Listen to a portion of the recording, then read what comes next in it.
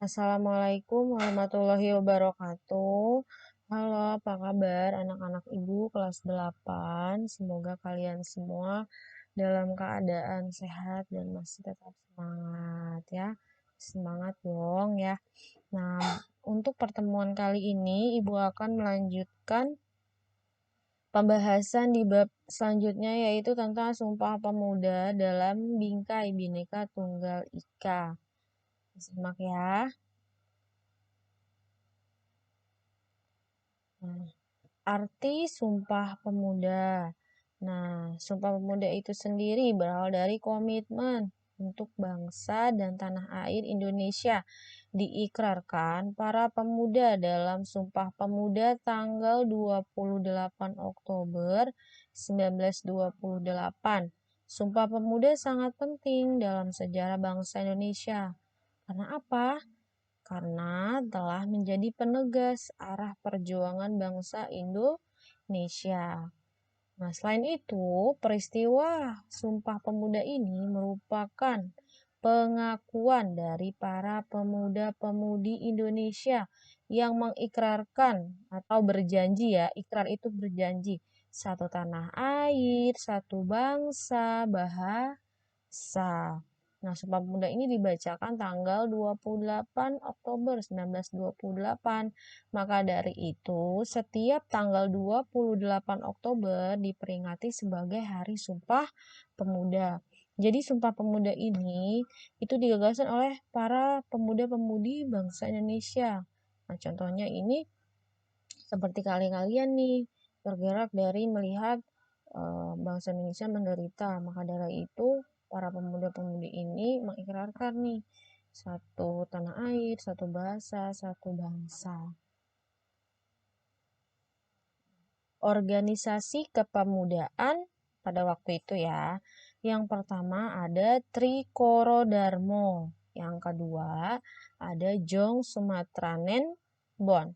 Kemudian yang ketiga ada Jong Ambon, Jong Minahasa, dan Jong Celebes. Nah, di sini akan Ibu bahas yang Ibu sebutkan barusan, organisasi kepemudaannya satu persatu ya. Nah, Trikoro Darmo yang pertama.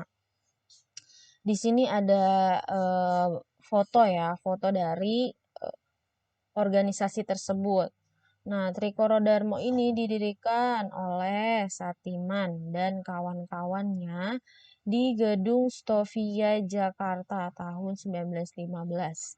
Nah, Trikoro Darmo sendiri memiliki 3 visi mulia, yaitu sakti berarti kekuasaan dan kecerdasan, kemudian budi berarti bijaksana, dan bakti berarti kasih sayang. Nah, selain itu, tujuan Trikoro Darmo itu apa? Yang pertama, mempererat tali persaudaraan antar siswa Bumi Putra pada sekolah menengah dan kejuruan.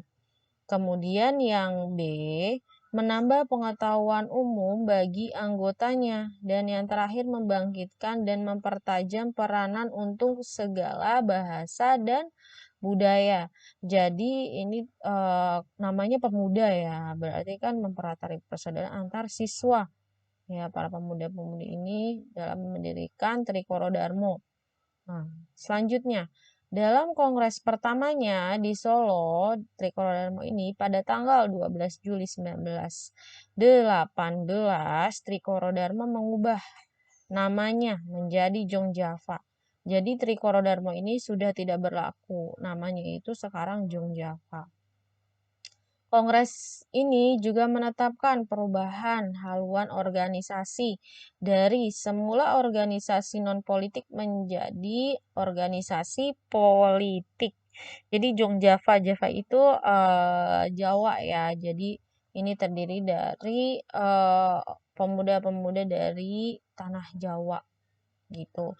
Tapi tidak dipungkiri kalau Jong Java ini akan merekrut orang-orang atau pemuda-pemuda dari daerah lain selain Jawa. Seperti itu.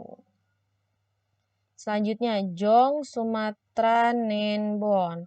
Nah, Organisasi Kepemudaan Persatuan Pemuda Pelajar Sumatera atau Jong Sumatera Nenbon didirikan pada tahun 1917 di Jakarta. Hampir mirip ya dengan Trikoro Darmo sebelumnya. Nah, namanya juga Sumatranen, berarti pemuda-pemuda dari Sumatera. Kongres ketiga Jong Sumatera Nenbon melontarkan pemikiran Mohyamin, yaitu anjuran agar penduduk Nusantara menggunakan bahasa Melayu sebagai bahasa pengantar. Melayu ini bisa dibilang bahasa Indonesia, cuma ada sedikit-sedikit seperti dari suku Malaysia ya, dan bahasa persatuan. Jong Sumatera Nenbon melahirkan tokoh-tokoh seperti Muhammad Hatta, Yamin, dan Bahder Johandai. Dan ini ada sedikit ilustrasi ya dari pemuda Jong Sumatera Nenbon, dan ini lambangnya. Nah, ini ada contoh dari rumah adat Sumatera ya. Selanjutnya ada Jong Ambon, Minahasa, dan Salabes. Nah, Jong Ambon didirikan pada tahun 1918. Selanjutnya, antara 1918 sampai 1919, berdiri Jong Minahasa dan Salabes. Jadi, selang beberapa, nggak lama ya, salah satu tokoh yang lahir dari Persatuan Pemuda Minahasa adalah Samratulangi. Jadi ini foto dari Jong Ambon, Minahasa, dan Salabes. Dia jadi satu ya. Nah, organisasi pemuda lainnya selain yang tadi Ibu sebutkan, yang ketiga itu yang bergerak untuk mewujudkan cita-cita Indonesia Merdeka adalah Sekarukun tahun 1919, Jong Betawi 1927, Jon Batak Bon 1925. Semua organisasi di atas ini mendorong lahirnya Sumpah Pemuda. Selain dari ketiga tadi, ada Sumatera Nenbon, Salabes, Ambon, Trikoro Darmo. Pada 1926, berbagai organisasi kepemudaan menyelenggarakan Kongres Pemuda 1 di Yogyakarta. Kongres yang pertama ini menunjukkan adanya kekuatan untuk membangun persatuan dari seluruh organisasi pemuda yang ada di Indonesia. Nah, rumusan Sumpah Pemuda ditulis oleh Yamin pada selembar kertas ketika Mr. Sunario sebagai utusan kepaduan tengah berpidato pada sesi terakhir kongres tersebut. Jadi dibacakan oleh si Mohyamin ini ya. Nah, hasil kesepakatan yang ini kongres pertama yaitu cita-cita Indonesia Merdeka menjadi cita-cita semua pemuda Indonesia, dan yang kedua, semua perkumpulan pemuda berdaya upaya menggalang persatuan organisasi pemuda dalam satu wadah. Nah, ini ada isi dari Sumpah Pemuda. Yang pertama, kami putra dan putri Indonesia mengaku bertumpah darah. Yang satu, yaitu tanah Indonesia. Yang kedua, kami putra putri Indonesia mengaku berbangsa satu, bangsa Indonesia.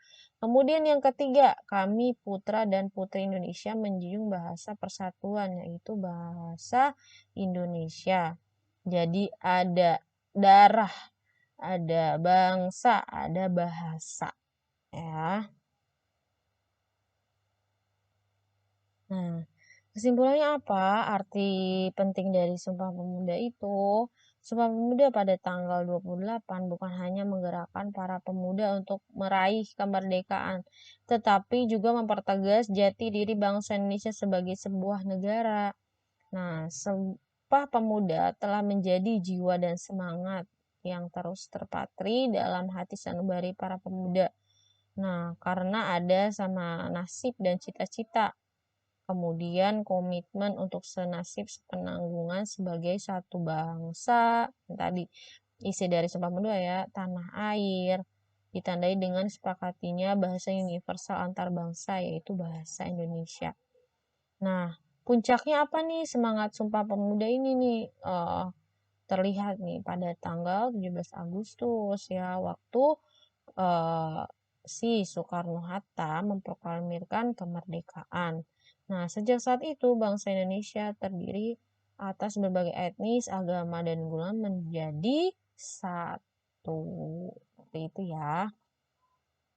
Nah, untuk tugas kelas 8 mengerjakan uji kompetensi 1 PG-nya saja. Kemudian nanti kalau sudah selesai difoto, kirim di email Ibu ya. Terima kasih. Cukup sekian. Wassalamualaikum warahmatullahi wabarakatuh.